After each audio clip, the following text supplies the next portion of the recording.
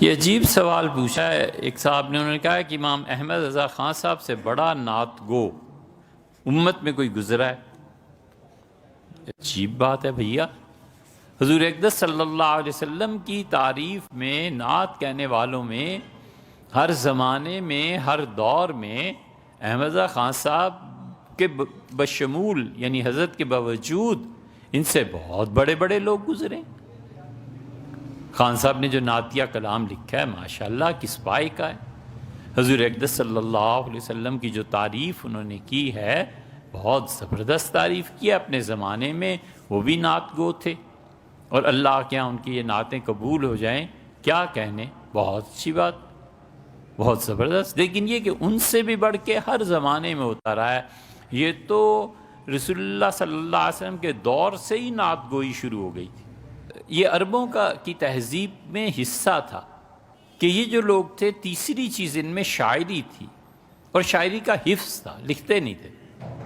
یہ تو ایرانی لکھتے تھے، ایرانیوں کی 2000 سالہ قدیم تہذیب میں تحریر تھی، ان کے ہاں تحریر نہیں تقریر تھی، اس لیے ان عربوں میں دو دو سو شعر کا قصیدہ کوئی مسئلہ ہی نہیں تھا۔ یہ عربوں کی خصوصیت تھی، یادداشت کی۔ حضرت رسالت پناہ صلی اللہ علیہ وسلم نے یہ اس پہ بڑا زور دیا کہ ان کی توہین شاعری کے ذریعے کی جائے تو اس کا جواب دیا جائے۔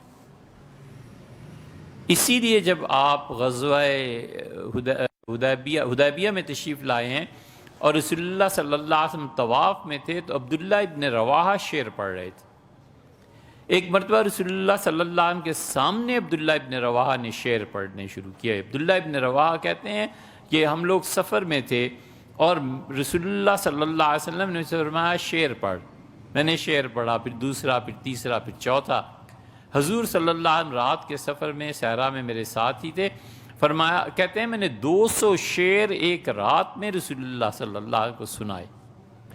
سیدنا عمر رضی اللہ عنہ ایک دن نے ٹوک دیا، ان کا اللہ کے رسول کے سامنے شعر پڑھتے ہو؟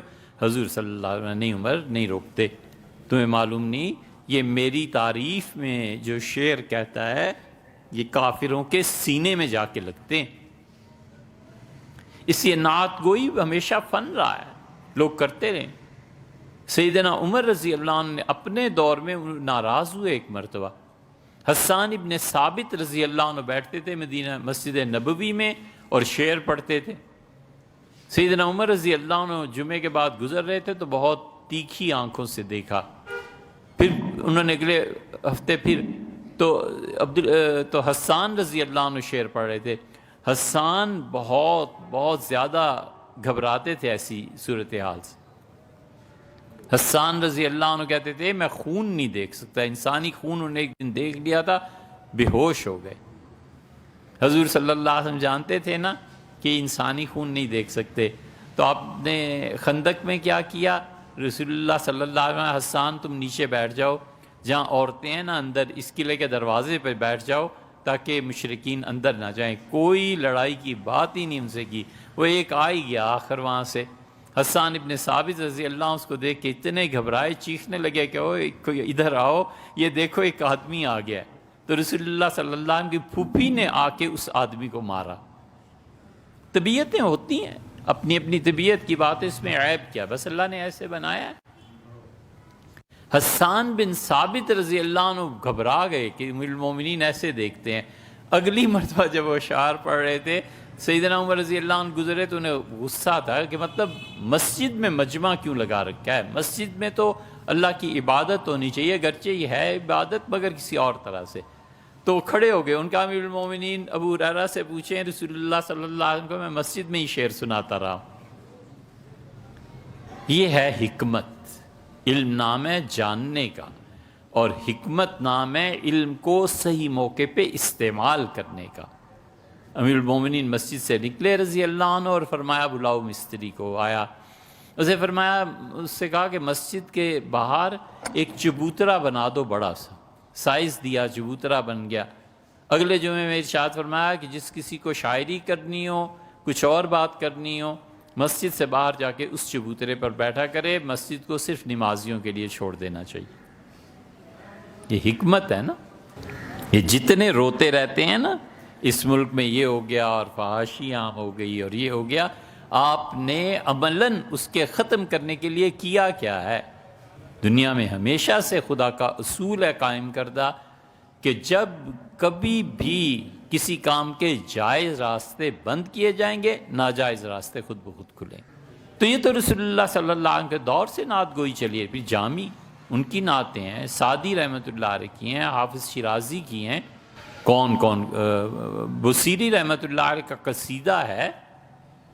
یہ سب کے سب لوگ جو عربوں میں احمد رضا خان صاحب سے ظاہر ہے کہ یقیناً بلند تھے، اور حتیٰ کہ احمد رضا خان صاحب کا جو حضور اقدس صلی اللہ علیہ وسلم کی تعریف میں کلام ہے، بعض چیزیں بہت شاہکار ہیں، بہت اچھی ہیں۔ ہمیشہ علمی تعصب سے اوپر اٹھ کے سوچنا چاہیے۔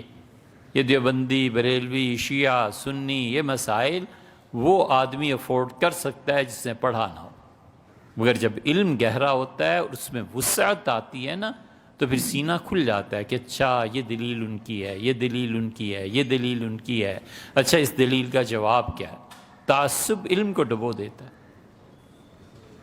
ان کے معاصرین میں دیکھیں، تھوڑے آپ کو ملیں گے۔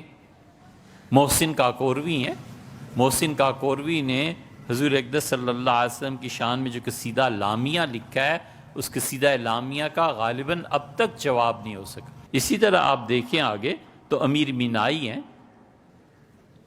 امیر مینائی بھی ہم اثر تھے، اور امیر مینائی جیسا کلام حضور اقدس صلی اللہ علیہ وسلم کی شان میں کون کہہ سکتا ہے؟ انہوں نے ایک مستقل جو ان کا ہے نا محمد خاتم النبیین، یہ نعتوں کا مجموعہ ہے پورا امیر مینائی کا، اور امیر مینائی کی قادر الکلامی ختم تھی۔ بڑے باکمال شاعر تھے امیر مینائی۔ امیر مینائی نے ان کے پورے نعتوں کا مجموعہ ہے، اور امیر مینائی نے ایک چیز لکھی ہے، ذکر شہ انبیاء علیہ الصلوۃ والسلام، پوری کتاب ہے حضور اقدس صلی اللہ علیہ وسلم کی تعریف پہ۔ پھر صبح ازل لکھی ہے دوسری، پھر تیسری لکھی، نعت سے ان کا جی کہاں بھرتا تھا، شام ابد، اور چوتھی کتاب انہوں نے لکھی لیلۃ القدر، اور 4 مسدسیں ہیں۔ یہ 4 مسدسوں میں حضرت رسالت پناہ صلی اللہ علیہ وسلم کی تعریف کی ہے۔ مومن آدمی کا دل کہاں بھرتا ہے اللہ کی حمد و ثنا سے اور حضور صلی اللہ علیہ وسلم کی تعریف سے۔ شاہ نامہ اسلام حفیظ جلندری نے لکھا تھا، بیدم وارسی ہیں، دل رام کوسری ہندو تھے، ان کا دیوان ہے حضور اقدس صلی اللہ علیہ وسلم کی شان میں، انہوں نے لکھی ہیں۔ مہاراجہ کشن پرشاد تھے، مہاراجہ کشن پرشاد کو اگر پڑھنا ہو، علامہ اقبال کے خطوط چھپے ہیں 4 جلدوں میں، 1000-1500 صفحہ ہے، اس کو پڑھنا چاہیے۔ اس سے پتہ چلتا ہے کہ علامہ تھے کیا، کتنا وسعت مطالعہ تھا ان میں۔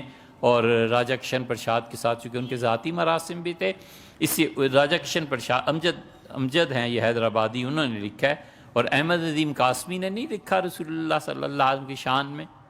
کمال کیا احمد ندیم قاسمی نے۔ یہ سب چیزیں ادب سے اور پڑھنے سے تعلق رکھتی ہیں۔ اب ادب اور ذوق کا کیا کریں، بہت بڑا نقصان ہو گیا، اور دلی میں انتقال فرما گئے، ہم ان کے مزار پہ بھی حاضر ہوئے، بڑی پریشانی ہوئی۔ ذوق جن کا نام ہے نا، ذوق دلی میں مر گیا تھا، یہاں تو کچھ آیا ہی نہیں پھر۔